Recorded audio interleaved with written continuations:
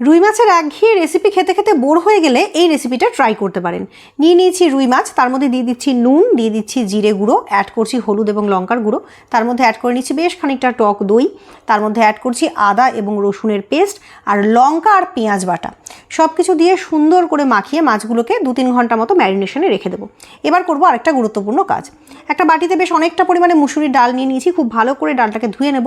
তারপরে একটা শুকনো প্যানে ডালগুলোকে দিয়ে ভালো করে ড্রাই রোস্ট করে নেব। তারপর মিক্সিং জারে দিয়ে ডালগুলোর একটা বেসন বানিয়ে নেব।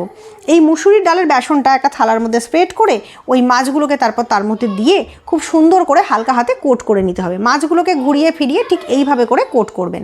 হালকা একটা কোট যখন দেখবেন হয়ে গেছে, তখন প্রত্যেকটা মাছকে একই উপায়ে কোট করে নিয়ে সাজিয়ে রাখবেন একটা ভিন্ন পাত্রে।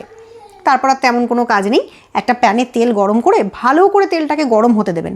তারপরে ফ্লেমটাকে মিডিয়াম করে মাছগুলোকে তার মধ্যে ছেড়ে দিয়ে হালকা হাতে ভাজবেন। দেখবেন তেলটা যেন মিডিয়াম টু লো থাকে, আর প্রথমে যেন তেলটা খুব হাই ফ্লেমে গরম করা হয়, না হলে কিন্তু ওপরের কোটটা ঝরে যাবে আর ভেতরটা মাছটা ভালো করে সেদ্ধ হবে না। তো আমি ভালো করে এইভাবে করে চিমটির সাহায্যে সাবধানে উল্টে পাল্টে হালকা ঢাকা চাপা দিয়ে মাছটাকে সুন্দরভাবে ভেজে নিয়েছি।